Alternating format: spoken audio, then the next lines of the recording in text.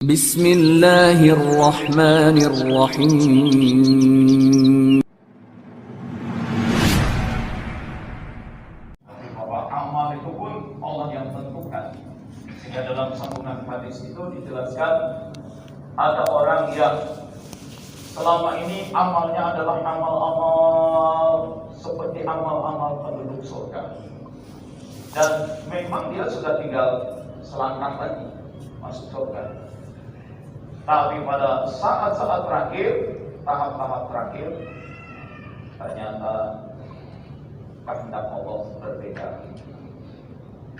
Ternyata yang terjadi pada dia adalah perbuatan penduduk neraka, ahlunan, auzubillah min dzalik. Sehingga akhirnya dia masuk neraka. Begitu juga ada orang-orang yang sehari-harinya itu sudah seperti kelakuannya itu sudah seperti penghuni neraka.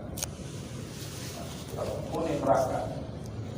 Begitu rupa tinggal selangkah lagi, lalu ketentuan Allah, kehendak Allah mendahului, sehingga justru yang dia lakukan adalah perbuatan ahlul jannah, sehingga akhirnya dia masuk surga. Nah, ini menunjukkan memang Allah lah al-murid, Allah yang maha menghendaki, Allah yang maha menghendaki. Namun demikian, jangan lupa, selain Allah punya otoritas, Allah punya kekuasaan begitu kuat, Allah juga melimpahkan sebagian kekuasaannya itu kepada kita. Allah juga melimpahkan sebagian otoritasnya kepada kita. Karena manusia itu makhluk Allah yang paling sempurna. Apa yang ada pada Allah sebagiannya diberikan kepada manusia, tidak tanggung-tanggung. Bahkan hal yang paling mendasar pada Allah itu tauhid. La ilaha illallah itu kan ketauhidan. Tiada ilah kecuali Allah, tidak ada selain Allah, tidak ada yang menyerupainya dia, tidak ada yang menyerupainya. Allah itu tauhid satu-satunya.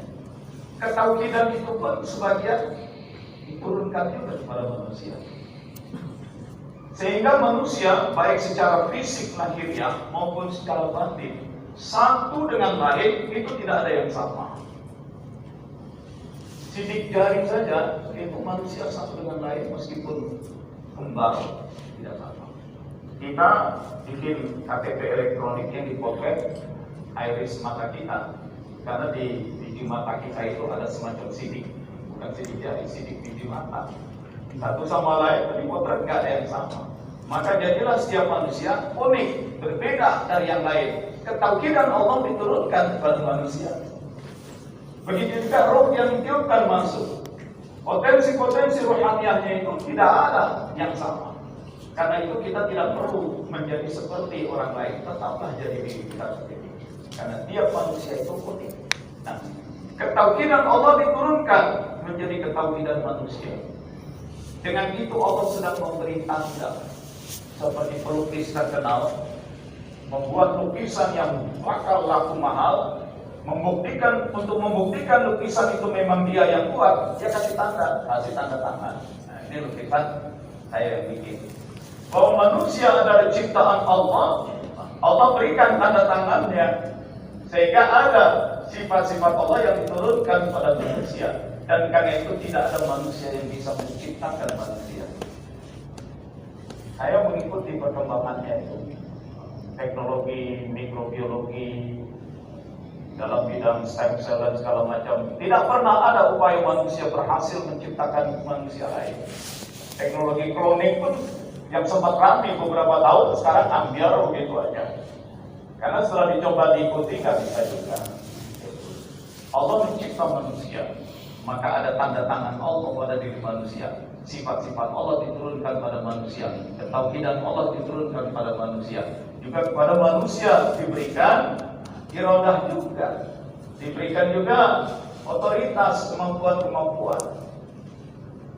Maka meskipun wa ma khalaqtul jinna wal ins illa liya'budun, tidaklah aku cipta jin dan manusia kecuali untuk ya'budun, untuk beribadah, untuk melayani Allah. Tapi juga Allah katakan, inni ja'ilun fil ardi khalifah. Aku akan jadikan di bumi ini ada khalifah. Wa huwa alladzi ja'alakum khala'ifal ard. Dan dialah yang menjadikan kamu sebagai khalifah di bumi. Khalifah di bumi. Khalifah itu utusan pemegang mandat, utusan yang membawa kewenangan. Jadi kita dihadirkan punya kewenangan, punya otoritas, diberikan pula kekuasaan, diberikan pula tugas. Di satu sisi kita kepada Allah kita terus membina la ilaha illallah, la ilaha illallah, la ilaha illallah, sampai la wujuda illallah. Tidak ada yang paling wujud, tidak ada yang paling ada kecuali Allah, tidak ada yang paling berkehendak kecuali Allah, tidak ada yang paling eksis kecuali Allah. Tetapi pada saat yang bersamaan pun Allah telah menugaskan kita. Allah telah memberikan, menanamkan iradah pada diri kita bahwa kita hadir di muka bumi ada tugas tertentu. Ada tugas yang kata Jalaluddin Rumi, setiap manusia hadir di muka bumi membawa misi, membawa tugas tertentu. Dan hanya dia yang bisa melakukan tugas itu. Kalau dia tidak lakukan tugas itu, tidak ada orang lain yang bisa melakukannya. Karena setiap orang punya tugas sendiri. Karena itu jangan lari dari tugas di muka bumi. Tugas sebagai khalifah. Tugas khalifah itu paling mudah kita pahami. Fungsi khilafah itu fungsi leadership, fungsi kepemimpinan. Tetapi kecelakaannya, sumber kecelakaannya, kita seringkali hadir di muka bumi mengabaikan tugas-tugas itu karena kita lebih melakukan hal-hal yang tidak bermanfaat. Hal-hal yang bukan menjadi tugas kita, bukan misi kita, bukan tujuan kita, bukan wajib kita. Kita sibuk dengan yang lain-lain itu. Sehingga Allah menjadi tidak ridho. Allah tidak ridho, maka hidup kita jadi susah. Begitu kita susah, lalu kita ampun lagi, zikir lagi. Zikirnya bukan zikir taubat dulu. Karena merasa diri susah, zikirnya langsung, ya Allah jauhkan aku dari kesusahan ini, ya Allah jauhkan aku dari kemiskinan ini. Tetapi penyebab susah, penyebab miskinnya dikerjakan terus. Jadi kalau sudah merasa susah, bukan Allah yang menyusahkan kita, kita jadi susah akibat perbuatan kita. Kan begitu Tanbi bilang. Maka begitu susah, taubat dulu. Taubat dulu. Apa yang menyebabkan kita jadi susah itu, perbuatan kita yang bikin kita susah, hentikan dulu. Tapi kita tidak mau bertobat, tapi dengan susah ini, kita ngadu ke Allah, ya Allah singkirkan kesusahanku. Penyebab kamu jadi susah itu tidak kamu hentikan. Itu. Jadi Allah tugaskan, Allah berikan misi, Allah berikan kewenangan, lakukan. Tapi kita terlena melakukan hal-hal yang bukan misi kita. Kita melakukan banyak hal yang tidak jelas manfaatnya, tidak berguna. Akibatnya kita jadi susah. Begitu susah ngadu lagi ke Allah. Bukan. Kembali dulu. Karena itu yang disebut taubat. Taba yatubu. Taubatan itu kembali, artinya kembali dulu. Yang tak beres itu, segala perbuatan sia-sia itu disingkirkan. Walladzina hum 'anil lagwi mu'ridun.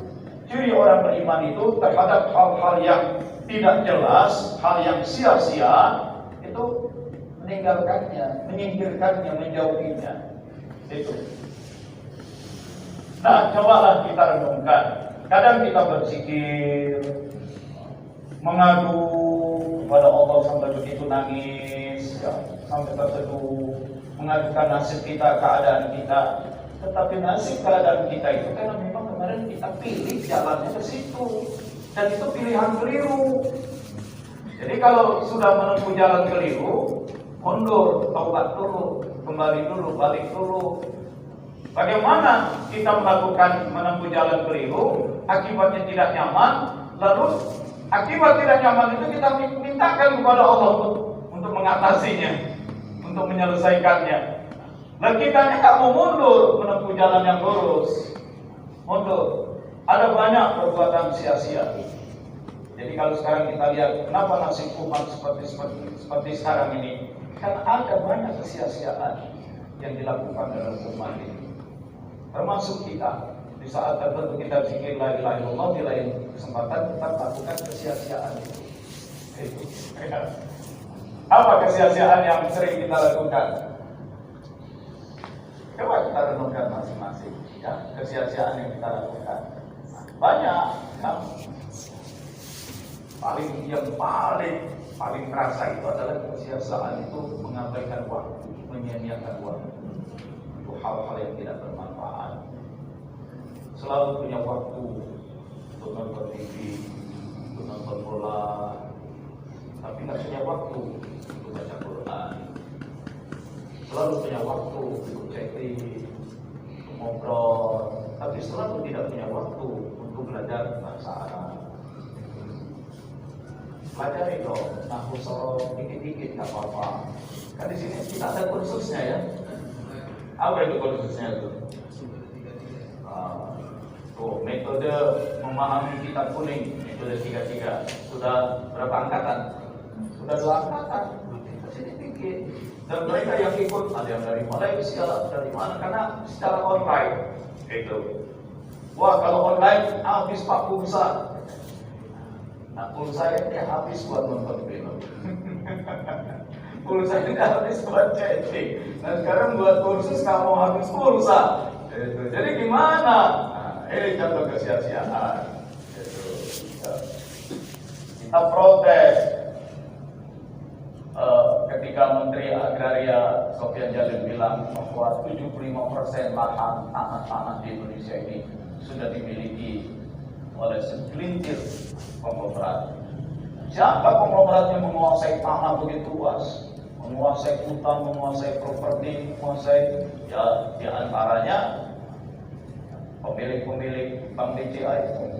Siapa pemilik Bank BCA? Ternyata di belakangnya pengusaha-pengusaha pabrik rokok. Kok mereka bisa kaya? Kan kita yang nyumbang, kita yang beli rokoknya, kita kasih keuntungan buat mereka. Jadi gimana? Kita mengeluhkan negeri ini dikuasai oleh segelintir konglomerat. Siapa konglomeratnya? Pengusaha ini. Dan lihat sebagian besar konglomerat itu pengusaha rokok. Mereka lah yang dengan keuntungan besar dari dagang rokok kemudian bikin bank. Bikin bank, duitnya duit siapa? Duit dia sebagai modal, tapi duit kita ya dikit sih. Kita taruh dikit. Tapi kan umat Islam ini paling besar, maka yang dikit-dikit itu dengan jumlah banyak, uang itu kita serahkan kepada dia untuk dia kelola. Nah, dia bisa dapat duit dengan dagang rokok, kita yang beli rokok. Kemudian dia bikin bank, modalnya dikit, duit kita taruh di bank dia, bukan ditaruh di bank syariah.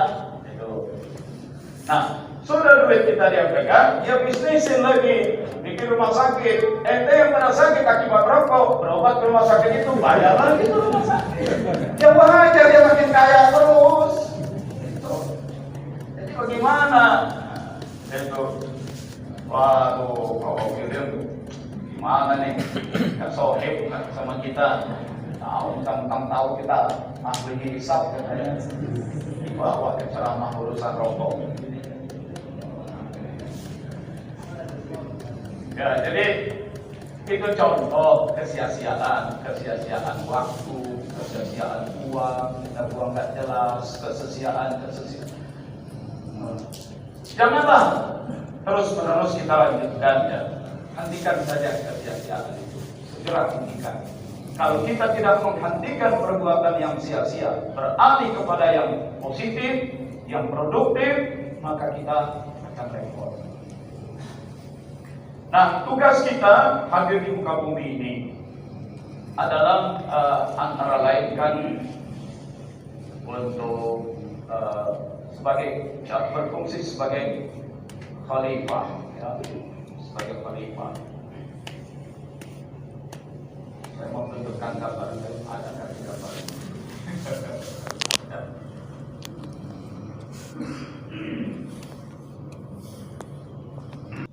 Mana mungkin TGD bisa nyari duit 4,5 miliar buat beli tanah kawasan. Imajinasikan, konsepkan itu. Begitu diimajinasikan, dikonsepkan, oh rasanya udah jadi, pikirkan cara menuju ke sana. Cara menuju ke sana. Imajinasinya yang buruk melulu. Jangan, nanti kamu kecelakaan, ya celaka. Imajinasi itu kan visi itu kan cita-cita. Kalau sudah dicita-citakan, dimaksudkan, diniatkan. Jadi kalau berpikirnya negatif dulu, artinya memang niat negatif. Maka kemarin dapat di grup TGN itu, kita mau berimajinasi, membangun imajinasi orang-orang kaya. Bagus, saya bilang. Sebelum kaya, imajinasi itu menjadi orang kaya. Jangan miskin diniatin. Imajinasikan. Bagaimana kita jadi pengusaha? Ya. Bagaimana di bawah kan ada PMT, Baitul Mal wa Tamwil, Nasuha, Wahana Sufi pengusaha, koperasi. Diimajinasikan dengan koperasi itu nanti kita akan bisnis begini. Diniatkan. Oke. Kemudian takdir yang ketiga. Setelah ditakdirkan sebagai khalifah, ditakdirkan sebagai makhluk yang berilmu, lalu Adam dan istrinya disuruh masuk ke dalam kubur.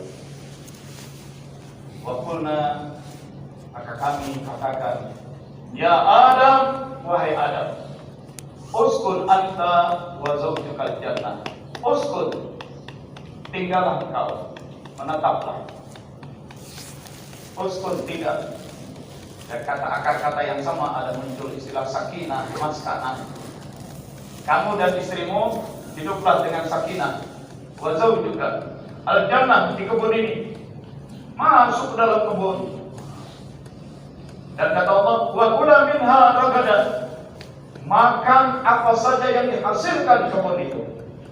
Makan apa saja dari kebun itu, ragadan, yang berlimpah. Lihat tuh, masuk ke dalam kebun. Jangan tidak kebun. Maka Adam dan istrinya Hawa masuk ke dalam kebun. Macam-macam hasil dari kebun itu. Makan dari hasil yang berlimpah. Haitsu syi'tuma, yang mana saja yang kamu kehendaki. Makan yang mana saja yang kamu kehendaki. Yang mana saja yang kamu kehendaki. Yang mana saja yang kamu kehendaki. Pilih sendiri. Bebas, bebas, bebas, bebas. Inilah yang diberikan oleh Allah.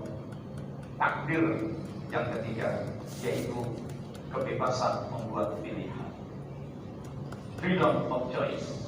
Free will, kemerdekaan berkehendak. Masyiah, haitsu syi'tuma, yang mana saja yang kamu kehendaki, terserahlah. Aku nggak ikut campur, kata Allah. Pilih aja mau makan yang mana. Diberikan kebebasan. Meskipun Allah mengingatkan juga, wala taqrabu hadhihi syajarah. Jangan kamu dekati pohon yang satu ini. Yang ini jangan. Ya. Fatakuna minadh dhalimin. Kalau kamu dekati pohon yang satu ini, nanti kamu celaka. Kamu jadi zalim kepada orang lain, zalim pada diri sendiri. Kebebasan yang Allah berikan itu bukan hanya kebebasan kepada Adam dan istrinya Hawa saja, tapi kebebasan kepada seluruh manusia, kepada seluruh turunan Adam. Kebebasan yang Allah berikan kepada Adam dan Hawa bukan kebebasan sepanjang di dalam kebun itu. Bahkan nanti setelah keluar dari kebun itu, tetap diberikan kebebasan untuk seluruh keturunan Adam. Kebebasan yang sangat besar ini pun takdir. Jadi takdirkan menjadi manusia bebas. Dan kebebasan yang diberikan sampai-sampai manusia bebas bahkan untuk mengingkari Allah. Dibebaskan. Walau syaa rabbuka, kalau saja Tuhanmu berkehendak, La amana man fil ardi kulluhum jami'a. Allah bisa bikin semua manusia di bumi beriman dengan iman yang sama, iman kepada Allah. Tapi karena Allah sudah berikan kebebasan, ada saja manusia yang kemudian memilih imannya kepada yang lain, iman kepada yang lain. Dan karena sudah Allah berikan kebebasan itu, Allah yang berikan kebebasan, Allah menjamin. Apa anta tukrimun nas hatta yakunu mu'minin? Apakah kamu akan memaksa manusia supaya beriman kepada Allah? Tidak. La ikraha fiddin, tidak ada pemaksaan dalam beragama. Kebebasan ini sangat mulia, sangat tinggi. Oke. Jadi gara-gara diberi ilmu tentang nama, manusia menjadi makhluk yang bisa berimajinasi, bisa mengembangkan konsep-konsep dan yang abstrak-abstrak, dan manusia bisa saling berkomunikasi mengembangkan pengetahuan. Gara-gara diberikan takdir kebebasan, maka manusia selalu punya pilihan. Selalu punya pilihan. Dan karena ada pilihan, manusia selalu punya harapan, selalu punya motivasi. Maka dengan dua hal itu, dengan ilmu yang terus bertumpuk, ilmu pengetahuan yang terus berkembang, informasi yang terus berkembang, kebebasan dan motivasi yang terus berkembang, maka manusia bisa menghasilkan peradaban yang maju. Ini takdir. Ini takdir, jangan dilupakan. Loh kan tadi ada takdir satu lagi yang disebut. Manusia itu sudah ditakdirkan perbuatannya. Ada yang perbuatannya perbuatan ahlul jannah, tekun ibadah, rajin zikir. Ini perbuatan penghuni surga. Selangkah lagi saja dia masuk surga. Tapi justru pada tahap terakhir itu datang ketentuan Allah. Dia harus masuk neraka. Gak nyangka ya, dia ustaz, perjuangan dan pengorbanannya terhadap agama begitu dahsyat. Kenapa pesantren itu sudah bagus, di saat-saat terakhir dia melakukan pelecehan terhadap santri perempuannya? Karena berita-berita di TV cukup banyak ya. Ada kiai atau guru pesantren yang mencelakakan santri perempuannya. Akhirnya terpaksa dia dipenjara, dan kemudian dipenjara dia sakit dan kemudian mati. Su'ul khatimah, akhir kehidupan yang buruk sebelumnya baik, tapi kemudian akhir kehidupan itu gimana tuh Pak? Dia jahat Pak, preman dan segala macam terus. Kayaknya baru kemarin saya ketemu dia sholat Jumat, malam Sabtunya meninggal. Saudara apa neraka Pak? Preman, penuh dengan kejahatan, dia tobat malam Jumat, tobat sehabis-habisnya. Semalaman Jumat dia tak tidur, nangis. Besoknya ketemu kita, sholat Jumat, malam Sabtu dia meninggal. Husnul khotimah, masuk surga. Begitu. Soal hadis tadi, itu sebenarnya hadis yang lebih menunjukkan kekuasaan Allah. Hadis ini untuk menunjukkan kekuasaan Allah. Kamu boleh tekun beribadah, kamu boleh rajin berzikir, kamu menahan diri dari perbuatan yang buruk-buruk. Tapi jangan sangka amal ibadahmu yang akan memasukkan kamu ke dalam surga. Segala kebaikanmu, kalau Allah menginginkan, di saat akhir kamu bisa jadi penghuni neraka. Juga jangan putus asa kepada Allah. Jahat, berjudi, berzina dan segala macam, saya kayaknya saya udah gak bakalan bisa keluar dari neraka Pak. Jangan putus asa. Sudah, kalau kamu betul mau kembali, ikuti La ilaha illallah. Itu aja, itu Pak. La ilaha illallah, la ilaha illallah, la ilaha illallah, la ilaha illallah. Dia nangis, mati. Itu masuk surga. Itu hadis seperti ini menunjukkan memang Allah lah penguasa dunia dan akhirat. Memang Allah penguasa hidup manusia, bahkan kelakuan manusia. Kalau itu sial banget tuh orang baik. Sudah berbuat baik, di akhir dia masuk neraka. Inilah yang Rabi'ah Al-Adawiyah sampaikan dalam doanya. Ya Allah, kalaulah aku tekun beribadah, berbuat baik, karena aku takut neraka, masukkan aku ke dalam neraka yang paling dalam. Kalaulah aku tekun beribadah dan berbuat baik, karena menginginkan surgamu, lemparkan aku jauh-jauh keluar dari surgamu. Sesungguhnya ibadahku bukan karena takut neraka, bukan karena ingin surga. Segala ibadahku hanya untukmu saja, karena cinta kepadamu. Ilahi anta walidota. Oh, jadi kalau begitu orang yang beribadah semata-mata untuk surga, bukan surga ya, bukan Allah. Ini koreksi juga, hati-hati jadinya. Untuk mempertajam kewaspadaan. Ilahi anta maksudi. Begitu. Karena Allah yang paling tahu. Kalau orang sudah berbuat baik, di penghujungnya masuk neraka. Kita jadi bertanya, gimana letak keadilan Allah? Allah adil, gak usah ragu. Dan buktinya, ini hadisnya, ada orang baik, di penghujung masuk neraka, yang neraka juga. Allah Maha tahu kebaikan karena apa. Dia rajin sholat, tapi sholatnya untuk apa? Dia rajin zikir, zikirnya untuk apa? Allah tahu. Ini pesan-pesan yang bisa kita korek. Pertama, Allah yang paling menentukan. Dan yang kedua, hati-hati dengan kepalsuan dari ibadah kita. Dalam beberapa kasus, ada orang-orang model Robin Hood. Saya juga kenal di Sumatera Utara. Kemarin ini habis ketemu. Dikenal sebagai Robin Hood. Dia bawa satu tim naik kapal merampok masuk ke Batam, merampok ke Singapura, merampok ke Malaysia. Gitu. Tapi yang dia rampok perusahaan-perusahaan yang kira-kira mentereng. Setelah pulang, semua rakyat miskin di pantai itu dia bagi-bagi. Dia sendiri itu masih miskin. Jadi kayak Robin Hood. Habis pikir, ini gimana di mata Allah nih? Dia ngerampok tapi buat, kenapa Bapak lakukan itu? Saya tahan lihat orang miskin begini Pak. Susah hidupnya.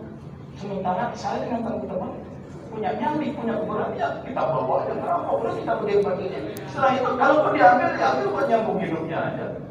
Saya datang ke rumahnya masih lantai tanah. Masih lantai tanah. Wallah itu urusan dia dengan Allah. Ya.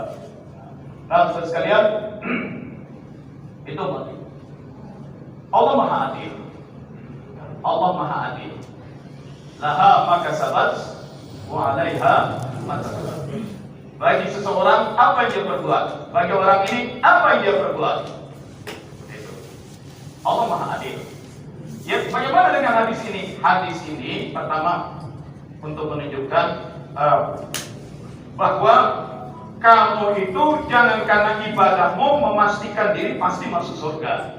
Surga nerakanya kamu bukan kamu yang menentukan, bukan pula ibadahmu, tapi Allah yang menentukan. Yang kedua, ibadahmu pun harus kamu waspadai. Apakah itu ibadah yang lurus, ibadah yang tulus, ibadah yang bersih atau tidak? Niat kamu dalam ibadah Allah tahu. Itu. Yang ketiga, Allah adil dan jangan pernah meragukan keadilan Allah.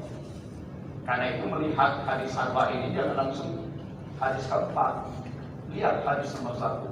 Di hadis nomor 1 kitab arba ini itu masalah niat. Ya kan? Beresin niat.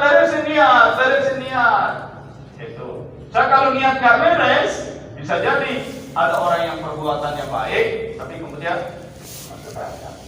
Karena Allah Maha tahu niatnya, Allah Maha tahu isinya. Juga Allah sudah berikan kepada kamu pengetahuan, buatlah pilihan-pilihan berdasarkan ilmu, berdasarkan imajinasi kamu. Allah sudah berikan kepada kamu kebebasan, maka pilih. Termasuk syukur. Alhamdulillah. Kesadaran baru. Kita bisa saja asik begini-begini, tapi Israel sudah datang. Bagus yang datang mendadak baru azan Israel. Astagfirullahaladzim, astagfirullah ya Allah. Ya Allah, ya Allah, ya Allah. Dengan bertawasul kepada para mursyid kami, ya Allah. Bertawasul kepada Nabi Muhammad SAW. Kami memohon kepada ya Allah, limpahkan selalu maghfirah kepada kami, limpahkan rahmah kepada kami. Maghfirahmu ya Allah, rahmahmu ya Allah, ampunanmu ya Allah, kasih sayangmu ya Allah, dan jadikan kami orang-orang yang husnul khatimah, husnul khatimah, husnul khatimah. Wassallallahu ala sayyidina Muhammadin wa ala alihi wa sahbihi ajma'in walhamdulillahi rabbil alamin. Terima kasih. Assalamualaikum warahmatullahi wabarakatuh.